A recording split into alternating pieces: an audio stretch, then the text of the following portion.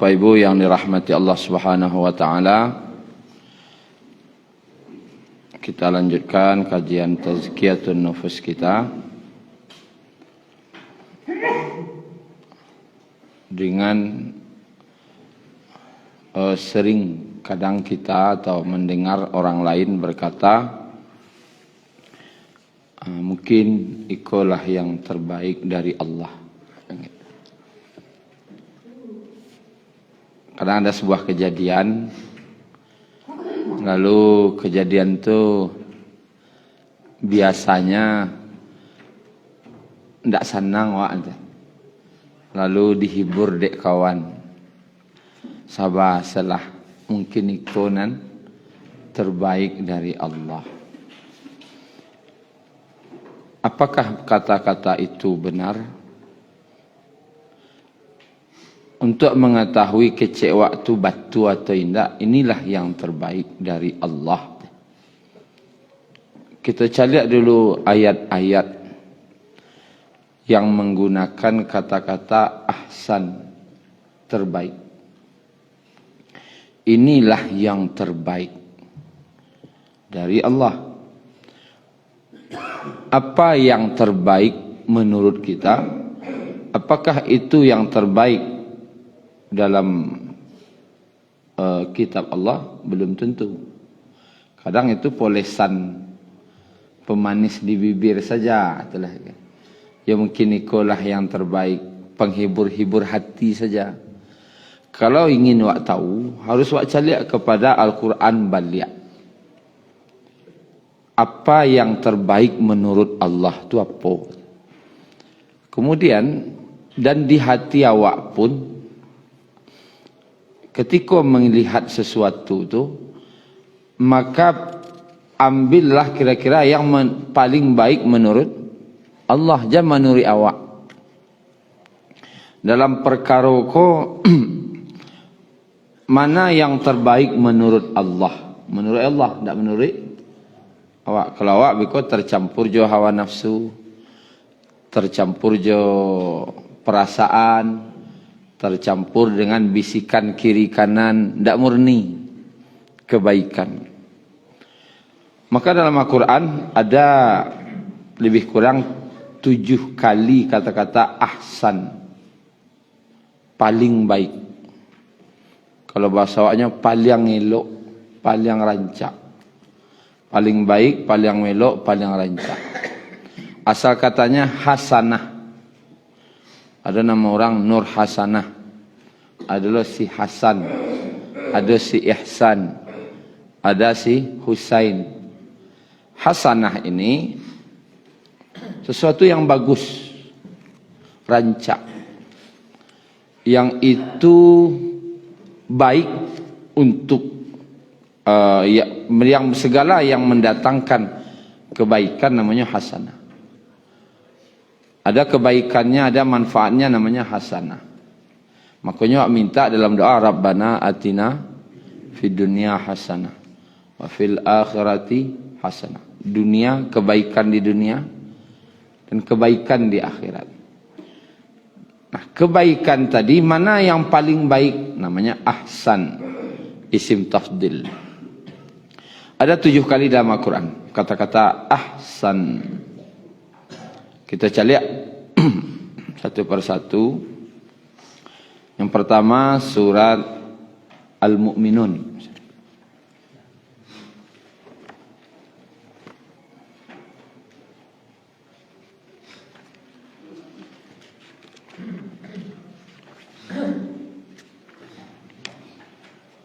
Ayat 14 halaman 342.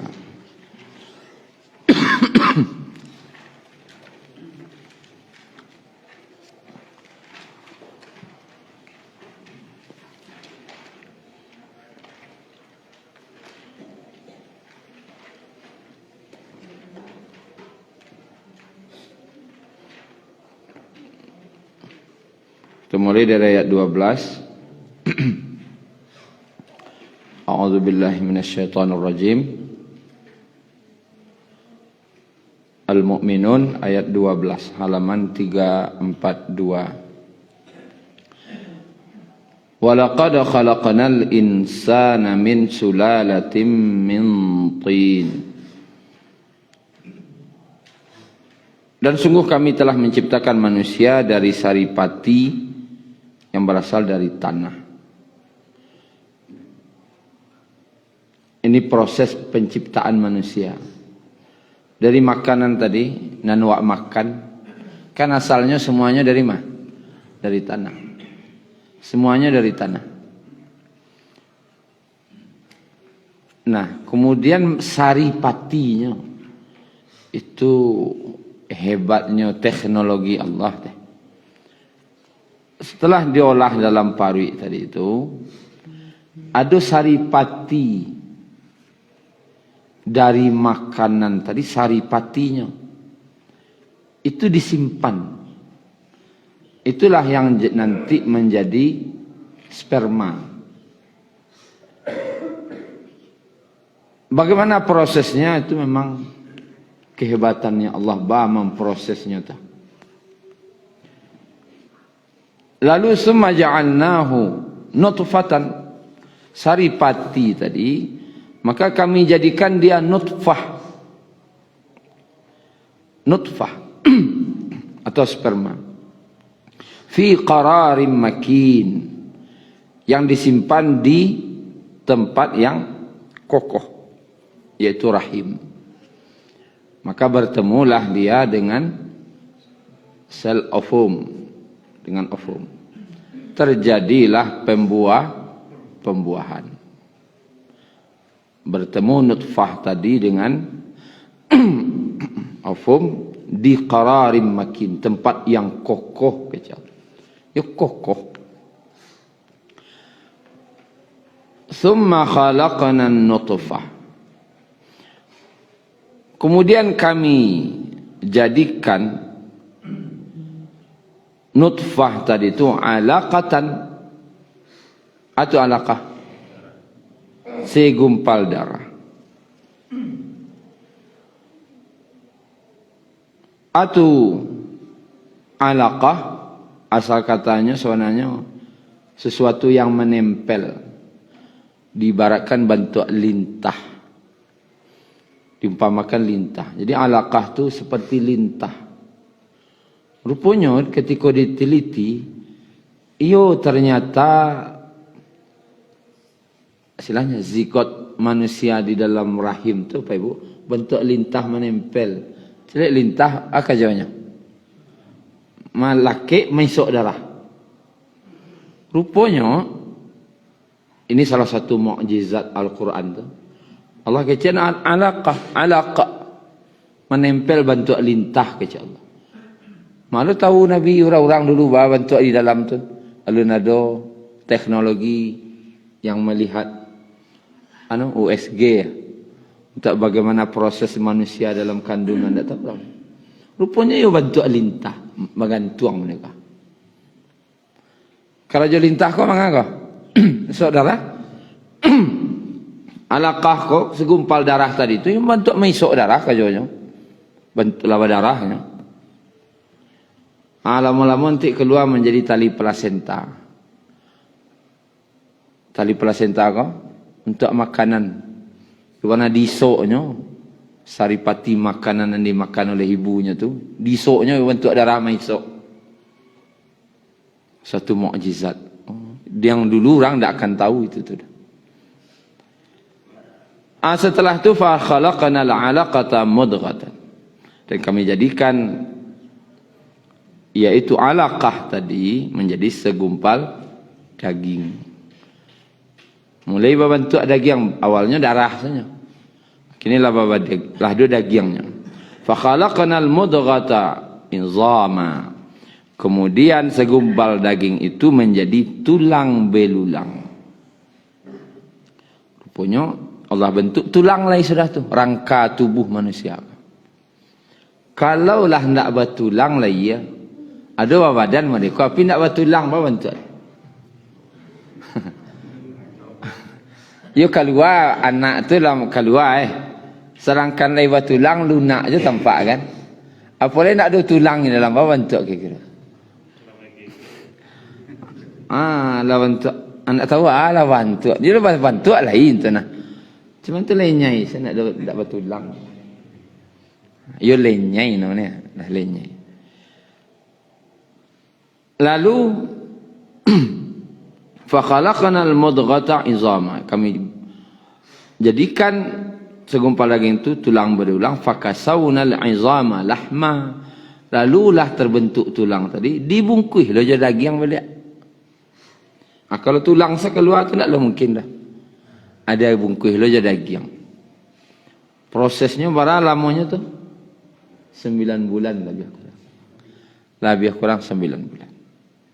Summa ansha'nahu khalqan akhar. Kemudian kami jadikan makhluk yang berbentuk lain, makhluk baru. Apa-apa aku kan makhluk baru kau. Awak nan duduk aku makhluk baru. Nang keluar dari rahim ibu awak. Dan awak kalah belum punya makhluk baru. Lah punya makhluk baru awak seorang. Ada nombor 3 makhluk barunya, ada nombor 4, ada nombor 5. Kalau lah ada makhluk baru tu, setanda-tanda kecil ulama. Atuh, lah ada nang kau menggantian awak di dunia kau. Asyik siap salah payi lain. Kena nampak gantilah do. Ya kalau awak duduk ikan tua kan kau gantian ikan tua tu lah dia tu mengajar duduk situ lain. Asyik siap mengau lain. Asyik siap lah orang kek melekiknya kadang. Lah kadangnya kau mau ndak mau lah kabar angket. Namanya khalqan akhar, ciptaan baru. Ciptaan yang lain. Di ujung ayat kata Allah fatabarakallah. Fatabarakallahu ahsanul khaliqin. Maha suci Allah, yaitu ahsanu, yang ahsan, sebaik-baik pencipta, pencipta yang paling baik. Jadi Allah kau mengaku pencipta paling baik. Yo, arti mencipta betang pai bu. Kalau kajian Asmaul Husna dulu, Khaliq. Khaliq itu membuat tanpa bahan. Tidak bahan. Manusia tidak bisanya mengeceknya mencipta. Karena manusia kalau kau membuatnya pasti punya bahan. Contoh randang kan itu. Iko randang ko ciptaan nambo kecik ambo. Agak tercangah apa ibu menang ciptaan niyo. Tapi kalau ambo mengecek iko randang buatan nambo. Ada orang dah. Karena buatan. Iko ambo menciptakan randang ko kecik. Ciptakan bagus tak akan itu. Karena cipta itu sesuatu yang tidak ada menjadi ada tanpa bahan. Asianan bisa membuat tidak berbahan. Coba. Dari tidak ada menjadi ada itu sia. Tidak ada manusia nak. Oh menciptakan HP tidak bisa. Apakah HP ko dari tidak ada jadi ada tanpa bahan? Banyak bahannya kok. Banyak bahannya. Manusia ko Allah cipta. Bahannya tidak ada. Dari tanah tu tidak ada. Dari tidak ada menjadi ada. Bayangan. Barang lamanya 9 bulan ciptaan tadi keluar. Dari tidak ada menjadi ada.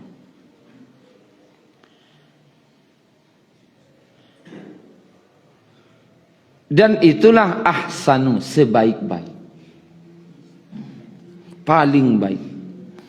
Jadi kalau ciptaan Allah kau bagus, paling baik itu saja lah. Dek kajian tazkiyatun nafs, kajian pensucian jiwa.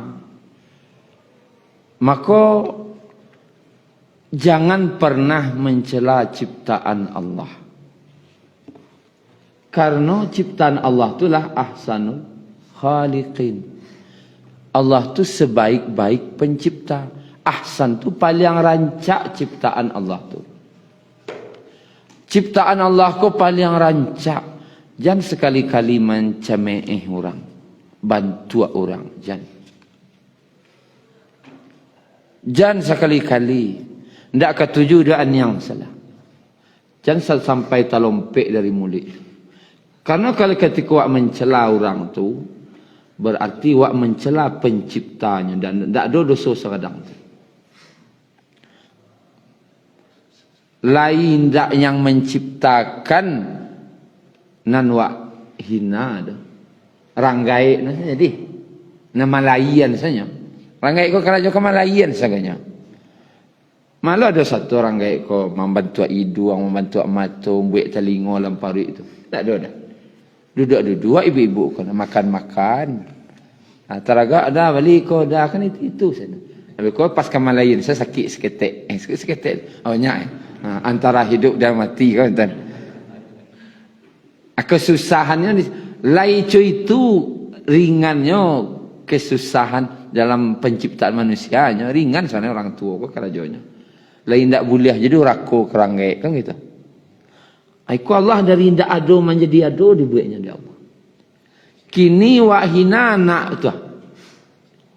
Pidak ke ranggai na cuba. Kalau gaik na nampaknya bah mungkin yang saja nangis na. Minimal menangisnya. Kalau orang gaik na pembangi,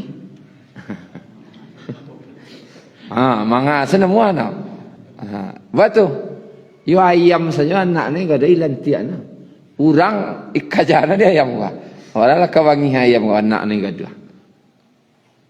Akini yang menciptakan manusia ko nan wak cemean. Wak kira. Jangan sekali-kali. Di dalam hadisnya itu, dalam hadis Bukhari ya, sahabat ketika mendengar Nabi melarang menghina ciptaan tu, sejak itu kecil sahabat ko, aku tidak lagi pernah menghina, bahkan menghina ayam pun semuanya lah. Ayam tak berani nak minum. Bahkan angin pun tak berani. Tak beraninya menghina anan Allah buat ko dah. Kenapa? Allah tu ahsanul khaliqin. Sebaik-baik. Paling baik. Kalau lah paling tu ino, tu nak dah. Jadi awak saja nama layan yang punya anak, nama layan anak, nasabnya kawak, lain dak awak nama buat dah. Lebih berang jawab ketika anak awak ko dihina orang.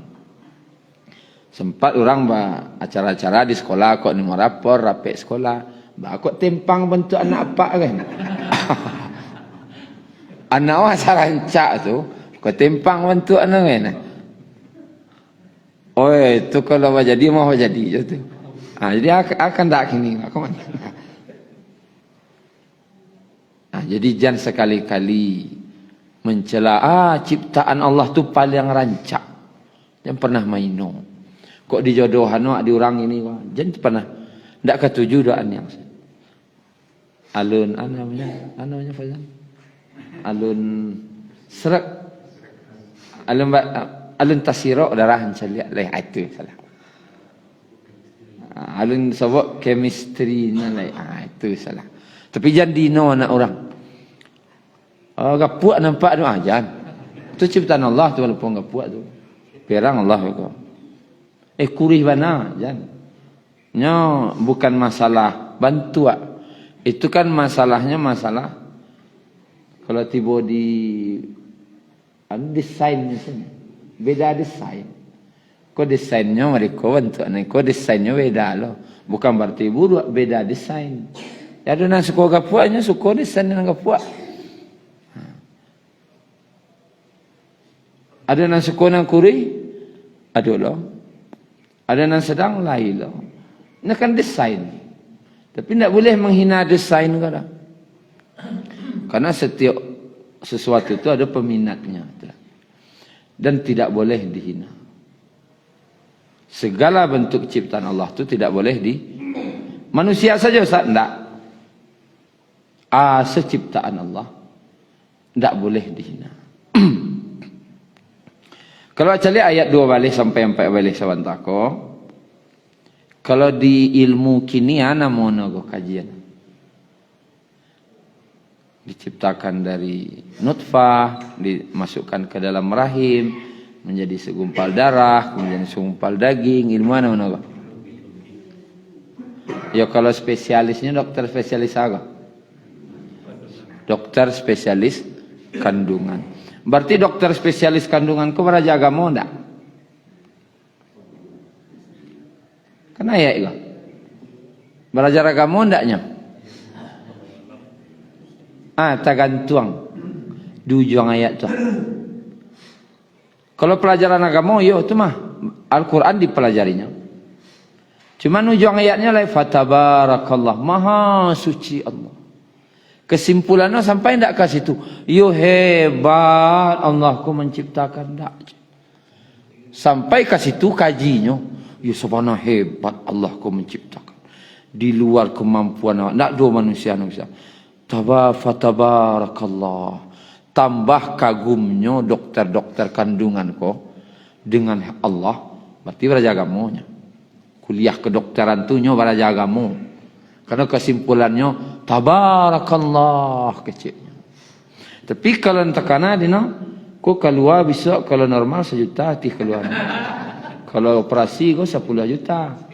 Kalau itu juang nak jadinya raja kamu itu. Ancak di operasi kan nak? Operasi kadang depek. Ya kalau belajar kandungannya ujungnya ke situ, anda jadi raja kamu tidak. Tapi kalau ujungnya tambah kagumnya akan kebesaran Allah, artinya lebih raja kamu. Di ujungnya kan penting. Asal pelajaran di dunia kan ujungnya penting. Untuk siapa? Untuk aku. Seperti orang orientalis itu belajar Quran lah, belajar hadis, tapi tujuannya ujungnya adinya mencari kelemahan-kelemahan. Kan tujuannya dinya itu. Ada orang untuk apa raja aku gini kok? Itu saja. Berarti untuk mendapatkan kebaikan. Itu yang pertama. Tentang ahsanu, yang paling baik itu ciptaan. Syukran ya Rabbi, syukran. Hadaita qalbi, syukran.